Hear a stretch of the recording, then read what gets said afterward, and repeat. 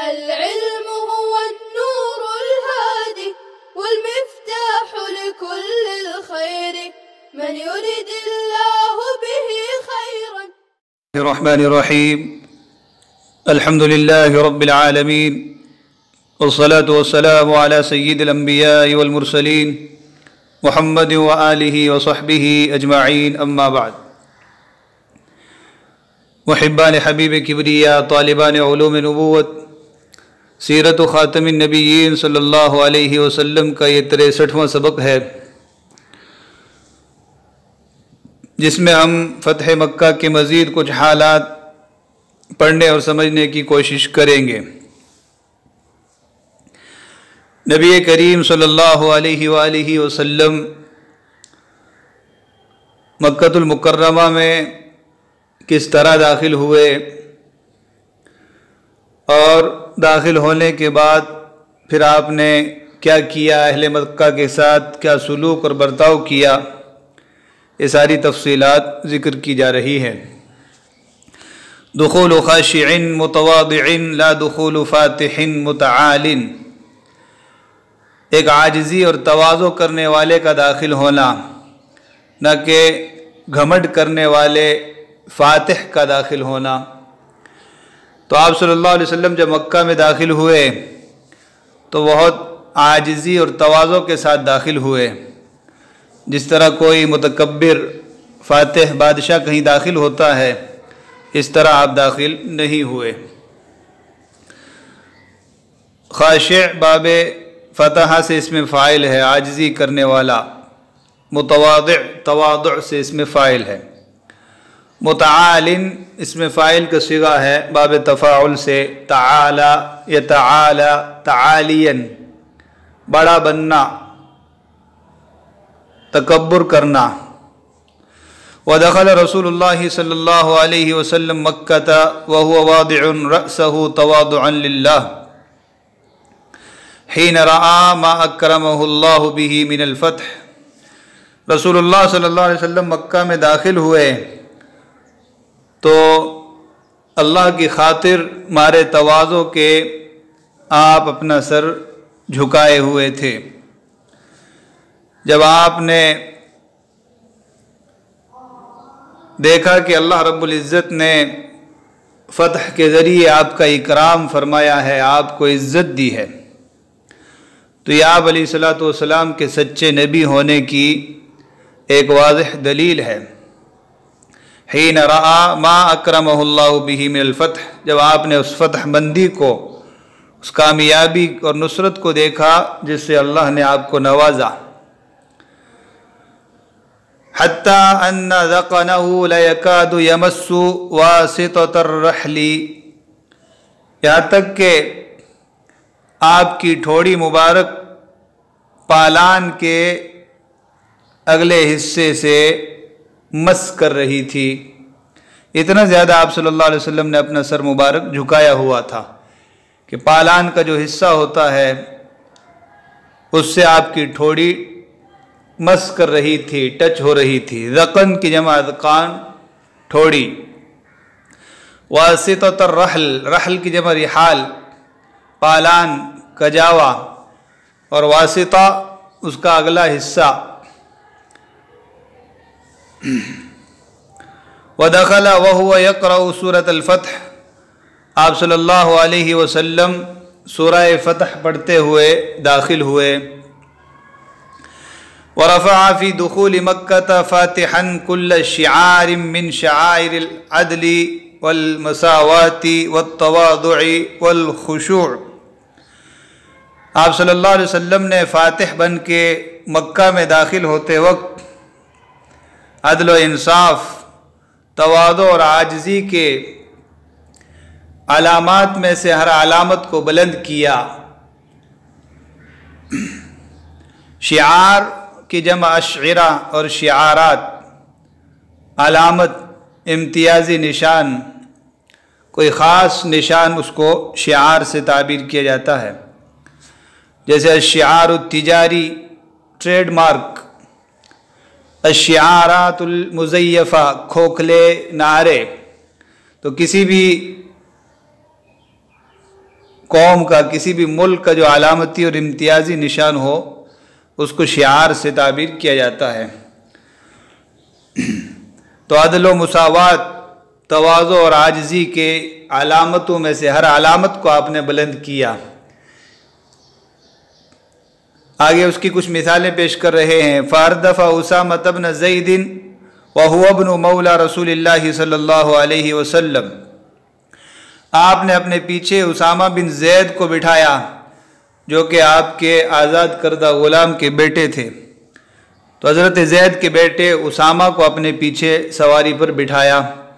اردف ارداف، سواری پہ پیچھے بٹھانا، سوار کرنا۔ ردیفہ ردیف، سوار ہونا، پیچھے بیٹھنا۔ تو ردیف اس شخص کو کہا جاتا ہے جو دوسرے کے پیچھے سواری پر بیٹھے۔ وَلَمْ يُرْدِفْ أَحَدًا مِّنْ أَبْنَاءِ بَنِي ہاشم وَأَبْنَاءِ أَشْرَافِ قُرَيْشٍ وَهُمْ كَثِيرٌ، آپ صلی اللہ علیہ وسلم نے بنی ہاشم کے بیٹوں میں سے کسی کو پیچھے نہیں بٹھایا اور شرفاء قریش کے بیٹوں میں سے کسی کو نہیں بٹھایا، حالانکہ وہ بہت تھے۔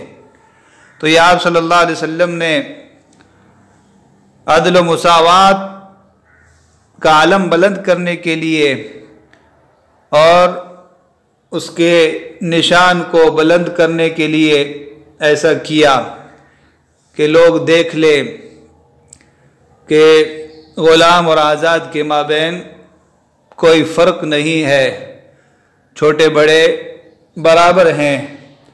تو یہ عملی طور پر آپ صلی اللہ علیہ وسلم نے دکھا دیا۔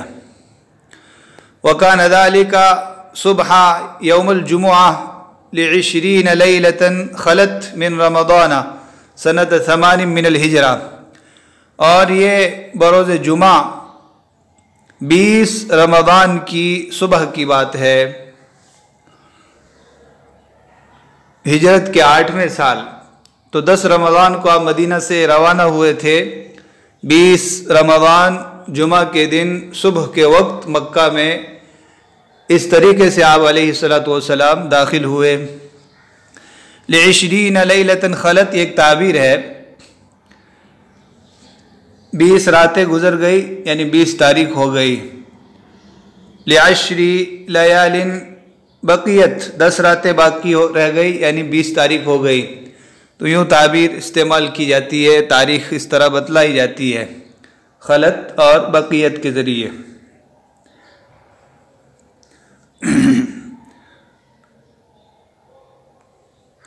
وَكَلَّمَهُ رَجُلٌ يَوْمَ الْفَتْحِ فَأَخَذَتْهُ الرِّعْدَةُ، فتح مکہ کے دن ایک شخص نے آپ صلی اللہ علیہ وسلم سے بات کی تو اس پر کپ کپی طاری ہو گئی۔ تا غلط ہے کلمہ، اور رجل کلمہ کو فاعل ہے، ضمیر کا مرجع آپ علیہ السلام۔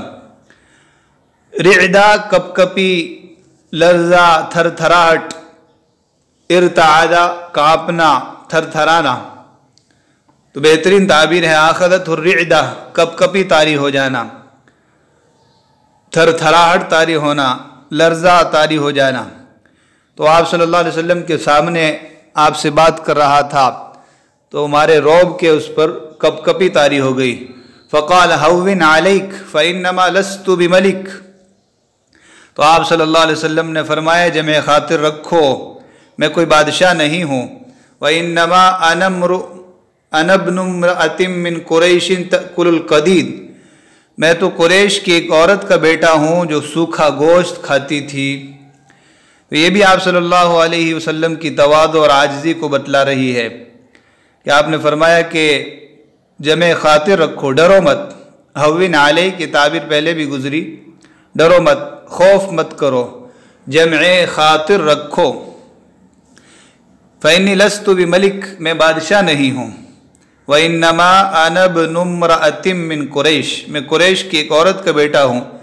تأکل القدید، جو سوکھا گوشت کھاتی تھی۔ قدید گوشت کے ٹکڑوں کو نمک لگا کر دھوپ میں سکھا لینا، تو ایسے ٹکڑوں کو قدید کہا جاتا ہے۔ لحم المملوح المجفف فی الشمس، وہ گوشت جسے نمک مل کر دھوپ میں سکھا لیا گیا ہو، تو یہ ترجمہ کیا سوکھے گوشت کے ٹکڑے۔ یعنی تواضع اور عاجزی بتلا رہے ہیں کہ ہم معمولی لوگ ہیں، بادشاہوں اور نوابوں کی طرح نہیں ہیں۔ تو یہ آپ صلی اللہ علیہ وسلم کی تواضع اور عاجزی کے کچھ مظاہر پیش کیے۔ مرحمۃ لا ملحمہ، مہربانی اور شفقت نہ کہ جنگ اور خون ریزی۔ رحیم یرحم رحمتن رحمن مرحمتن، یہ تین مصدر آتے ہیں، رحمتن رحمن اور مرحمہ، مہربان ہونا، شفقت کرنا۔ تو مرحمت کی جمع آئے گی مراحم، رحمت، مہربانی، شفقت۔ ملحمہ کی جمع ملاحم آتی ہے، گھمسان کی جنگ، خون ریزی۔ التحمت الحرب، گھمسان کی جنگ ہونا۔ تو فتح مکہ کے دن آپ صلی اللہ علیہ وسلم کی مہربانی، رحمت اور شفقت کا ظہور ہوا، نہ کہ گھمسان کی جنگ ہوئی اور خون ریزی ہوئی۔ اور آگے سبق میں اس ٹکڑے اور اس جملے کا پس منظر آ رہا ہے۔ وَلَمَّا مَرَّ سَعْدُ بْنُ عُبَادَةَ بِأَبِي سُفْيَانَ فِي قُتَيْبَةِ الْأَنصَارِ، جب سعد بن عبادہ انصار کی ٹکڑی میں، انصار کی بٹالین میں ابو سفیان کے پاس سے گزرے، قتیبہ کتیبہ، کتیبۃ الانصار، قال له اليوم يوم الملحمہ، اليوم تستحل الحرمة، اليوم اذل اللہ قریشا۔ تو حضرت سعد بن عبادہ نے کہا آج خون ریزی کا دن ہے، آج گھمسان کی جنگ کا دن ہے۔ الیوم یوم الملحمہ، آج خون ریزی کا دن ہے، گھمسان کی جنگ کا دن ہے۔ آج کعبہ کی حرمت کو پامال کیا جائے گا، حلال بنا لیا جائے گا۔ یعنی مکہ میں خون بہانا حرام تھا، لیکن آج اس کو حلال کر لیا جائے گا، خون بہایا جائے گا۔ آج اللہ قریش کو ذلیل کرے گا، ذل اذلال، ذلیل رسوا کرنا۔ تو حضرت سعد بن عبادہ رضی اللہ عنہ یہ کہہ کر گزر گئے۔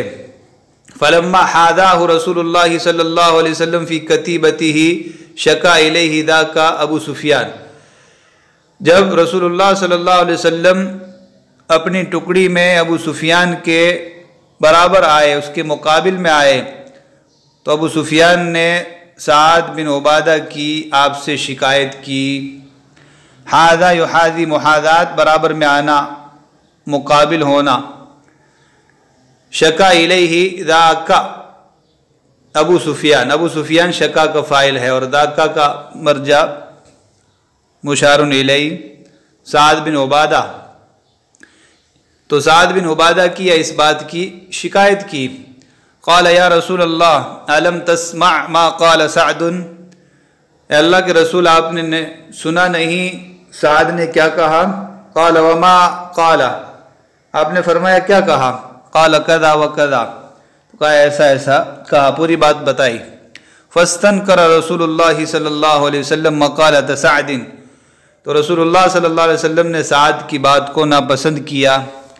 استنکر، استنکار، ناپسند کرنا، مقالہ، مقالات، بات۔ فقال بل اليوم یوم المرحمہ، اليوم يعز اللہ قریشا ويعظم اللہ فیہ الکعبہ، فرمایا نہیں بلکہ آج رحمت کا، مہربانی کا دن ہے، آج اللہ قریش کو عزت دے گا، اور آج کے دن میں اللہ کعبہ کی عظمت کو دوبالا کرے گا۔ اعز، اعزاز، عزت دینا۔ وارسل الى سعد فنزع منه اللواء ودفعه الى قیس ابنہ، آپ نے حضرت سعد کو پیغام بھیجا، ان کے پاس قاصد بھیجا، اور جھنڈا ان سے لے کر ان کے بیٹے قیس کو دے دیا۔ تو عملی طور پر بھی آپ صلی اللہ علیہ وسلم نے تنبیہ فرمائی، ان سے جھنڈا لے لیا گیا، لیوا، الویہ، جھنڈا۔ اور انہی کے بیٹے قیس بن سعد بن عبادہ کو دے دیا۔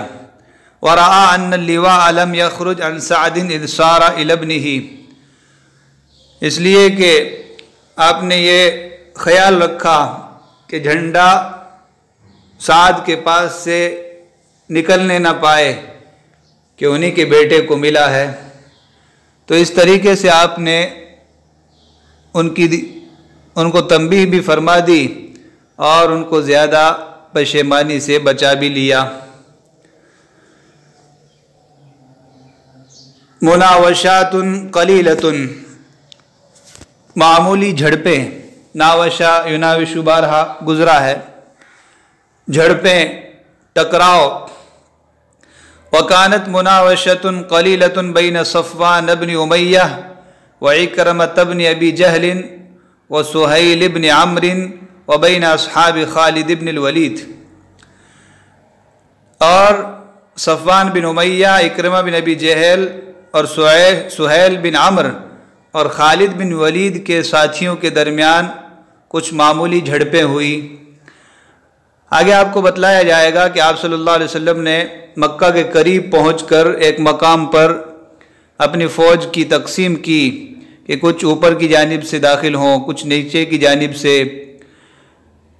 اور ایک راستہ آپ صلی اللہ علیہ وسلم نے اپنے لیے منتخب فرمایا۔ تو جس راستے سے حضرت خالد بن ولید رضی اللہ عنہ مکہ میں داخل ہو رہے تھے، اس راستے پر یہ کچھ لوگ مقابل میں آ گئے تھے، صفوان بن امیہ، اکرمہ اور سہیل بن عمرو، تو ان کے اور خالد بن ولید کے ساتھیوں کے مابین معمولی جھڑپیں ہوئی۔ وَأُصِيبَ مِنَ الْمُشْرِكِينَ نَاسٌ قَرِيبُونَ مِنْ 12 رَجُلًا، مشرکین میں سے کچھ لوگ قتل ہوئے جو تقریباً 12 مرد تھے۔ قریبون، قریب کی جمع ہے، من 12 رجلا، تقریباً 12، اور بعض روایات میں کہ 20 لوگ قتل ہوئے۔ ثم انہزموا، پھر یہ لوگ شکست کھا کر بھاگ گئے۔ وکان رسول اللہ صلی اللہ علیہ وسلم قد عہد الی امرائہم من المسلمین حین یدخلون مکہ الا یقاتلوا الا من قاتلہم، رسول اللہ صلی اللہ علیہ وسلم نے اپنے مسلمان امراء کو یہ وصیت کی تھی کہ مکہ میں داخل ہوتے وقت صرف انہی لوگوں سے لڑیں جو ان سے لڑنے کو تیار ہوں یا جو خود ان سے لڑنے میں پیش رفت کریں۔ تو آپ نے فرما دیا تھا کہ کسی پر ہتھیار مت اٹھانا، کسی سے مت لڑنا، ہاں کوئی تم سے لڑے تو پھر اس کا مقابلہ کرنا اور اپنا دفاع کرنا۔ عاہدہ الی، وصیت کرنا، امرائہم من المسلمین، اپنے مسلمان امراء کو، کمانڈروں کو۔ تو یہ چند معمولی جھڑپیں ہوئی، باقی بہت امن کے ساتھ مکہ فتح ہوا ہے، یہ آپ صلی اللہ علیہ وسلم کے معجزے سے کم نہیں۔ یہ ایک نقشہ دیکھیں، فتح مکہ 20 رمضان 8 ہجری میں، تو ادھر مدینہ منورہ کی طرف سے آپ علیہ الصلوۃ والسلام تشریف لائے۔ ایک مقام پر آ کر آپ نے الگ الگ ٹکڑیوں میں اپنے ساتھیوں کو، اپنی فوج کو تقسیم فرمایا۔ تو حضرت زبیر بن عوام رضی اللہ عنہ حجون کی جانب سے داخل ہوئے، اور حضرت ابو عبیدہ رضی اللہ عنہ اس کے نیچے جبل ہند کی طرف سے داخل ہوئے۔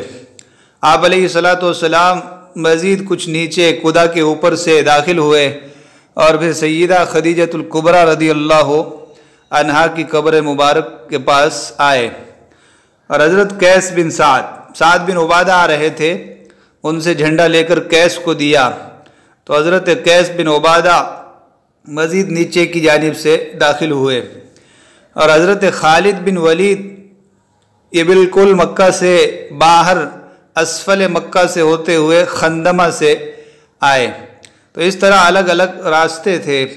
تو حضرت خالد بن ولید رضی اللہ عنہ جس راستے سے چلے آ رہے تھے، اس راستے میں سامنے سے صفوان بن امیہ وغیرہ مقابلے کے لیے آئے تھے۔ اسی طرح یہ ایک نقشہ ہے، اس میں آپ دیکھ سکتے ہیں، ہونا قسم الرسول صلی اللہ علیہ وسلم مہام الجیش و وجہت کل فریق منہم الی مکہ۔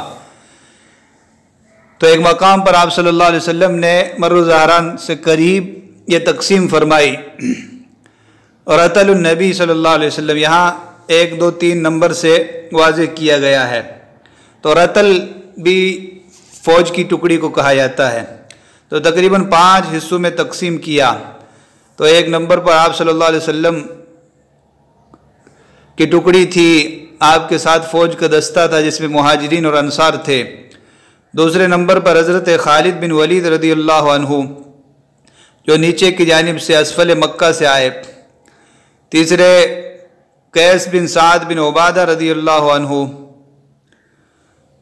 اور چوتھے نمبر پر زبیر بن عوام رضی اللہ عنہ، اور 5ویں نمبر پر ابو عبیدہ بن جراح رضی اللہ عنہ۔ تو اس طریقے سے بہت منصوبہ بند اور منظم طریقے سے مکہ کو ہر جانب سے گھیر لیا گیا تاکہ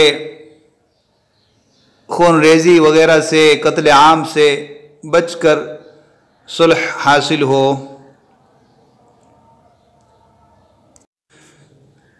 لگے ہاتھوں یہ نقشہ بھی دیکھ لیں، ہونا حدد الرسول مہام الجیش۔ تو ذی طوا کے مقام پر آپ صلی اللہ علیہ وسلم نے لشکر کو تقسیم کیا۔ میمنہ پر خالد بن ولید رضی اللہ عنہ کو مقرر کیا، اور ان کے ساتھ اسلم، سلیم، غفار، مزینہ، جہینہ وغیرہ قبیلے تھے، اور یہ مکہ میں جنوبی جانب سے داخل ہوئے۔ میسرہ پر حضرت زبیر بن عوام رضی اللہ عنہ مہاجرین اور انصار کے ساتھ، اور یہ قدہ سے داخل ہوئے، مکہ کے بالائی علاقے سے۔ مشاط پر حضرت ابو عبیدہ بن جراح رضی اللہ عنہ تھے، یہ بطن وادی سے داخل ہوئے، اور بقیہ جو 2 ٹکڑیاں تھیں قلب میں آپ صلی اللہ علیہ وسلم خود تشریف فرما تھے۔ تو اس طرح ہر 4 جانب سے یہ لشکر مکہ المکرمہ پہنچ گیا۔ تو ایک نقشے میں واضح کیا گیا ہے، 8 ہجری کو 20 رمضان مکہ فتح ہوا۔ یہ اسلام کا سب سے عظیم معرکہ اور سب سے عظیم فتح تھی، جس نے کفر کی کمر توڑ دی اور پورے جزیرۃ العرب میں توحید پھیل گئی۔ اختصار کے ساتھ اس کا سبب صلح حدیبیہ اور کیا نتائج ہوئے، یہ ساری تفصیلات پہلے ذکر کر دی گئی ہیں۔ خزاعہ اور بنی بکر کے درمیان جو جنگ تھی، پھر عمر بن سالم خزاعی 40 لوگوں کے ساتھ مدینہ آ کر آپ سے نصرت اور مدد طلب کی۔ آپ نے فرمایا نصرت یا عمرو بن سالم، اور پھر 10 رمضان میں مدینہ سے نکلے، 10,000 کا یہ لشکر تھا۔ مدینہ پر ابو ذر غفاری رضی اللہ عنہ کو نائب اور خلیفہ مقرر کیا گیا۔ ابو سفیان نے معاہدے کو اثر نو کرنے کی کوشش کی لیکن ناکام رہے۔ راستے میں عباس بن عبد المطلب مقام جوفہ کے قریب ملے۔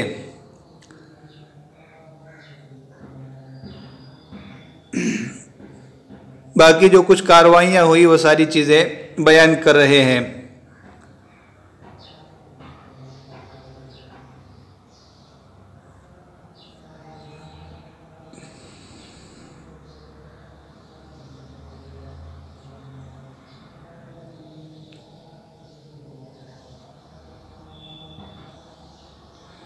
تو یہ ایک مختصر خاکہ تھا جس میں آپ کو فتح مکہ کی جھلکیاں دکھائی گئی۔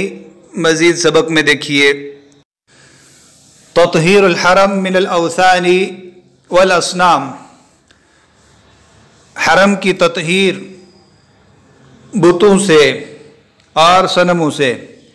عموماً وثن جو کہا جاتا ہے وہ ایسے بت کو کہا جاتا ہے جو کسی مقام پر کھود کرید کر بنایا گیا ہو، جیسے دیوار میں کوئی بت ہو جو وہیں پر قائم اور ثابت ہو ایسے بت کو وثن سے تعبیر کیا جاتا ہے، اور اصنام عام ہے جس کو دوسری جگہ بھی منتقل کیا جائے۔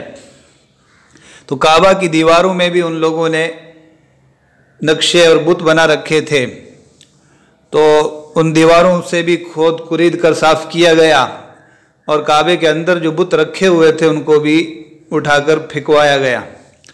وَلَمَّا نَزَلَ رسول اللہ صلی اللہ علیہ وسلم وَاطْمَأَنَّ النَّاسُ، جب رسول اللہ صلی اللہ علیہ وسلم مکہ آ گئے اور لوگ مطمئن ہو گئے، خرج حتی جاء البیت، تو آپ صلی اللہ علیہ وسلم نکلے، بیت اللہ آئے، تو جب ہر طرف سے اطمینان ہو گیا کہ اب کسی قسم کی لڑائی نہیں ہوگی، تو آپ بیت اللہ کے پاس آئے، فطاف بہ، بیت اللہ کا طواف کیا، وفی یدہ قوس، آپ صلی اللہ علیہ وسلم کے ہاتھ میں کمان تھی، قوس کی جمع اقواس، کمان، وحول البیت وعلیہ 360 صنما، کعبہ کے ارد گرد اور اس کے اوپر 360 بت تھے، فجعل یطعنها بالقوس، تو آپ صلی اللہ علیہ وسلم کمان سے ان کو مارنے لگے، ان کو کچوکا دینے لگے، وَيَقُولُ، اور کہنے لگے، جَاءَ الْحَقُّ وَزَهَقَ الْبَاطِلُ إِنَّ الْبَاطِلَ كَانَ زَهُوقًا، حق آ گیا اور باطل مٹ گیا، یقیناً باطل کو مٹنا ہی ہوتا ہے، زَهَقَ يَزْهَقُ زَهْقًا زُهُوقًا، مٹنا، کمزور ہونا، ناپید اور فنا ہونا، زَهَقَتْ نَفْسُهُ، روح نکلنا، اور ازحق ناپید کر دینا، فنا کر دینا، جاء الحق وما یبدئ الباطل وما یعید، حق آ گیا، حق آ گیا اور باطل نہ کرنے کا رہا نہ دھرنے کا، ما یبدئ الباطل وما یعید، باطل نہ کرنے کا رہا نہ دھرنے کا۔ ایک بہترین تعبیر ہے، کسی چیز کے اضمحلال اور نابود ہونے سے کنایا ہوتا ہے۔ حضرت تھانوی رحمہ اللہ نے اس کا یہ بہترین ترجمہ کیا ہے، باطل نہ کرنے کا رہا نہ دھرنے کا، یعنی بالکل مٹ گیا، نہ اثر نو وہ کوئی کام کر سکتا ہے اور نہ کوئی ریئیکشن کر سکتا ہے۔ وَالْأَصْنَامُ تَتَسَاقَطُ عَلَى وُجُوهِهَا، اور بت منہ کے بل گر رہے تھے، تتساقط باب تفاعل سے منہ کے بل گر رہے تھے۔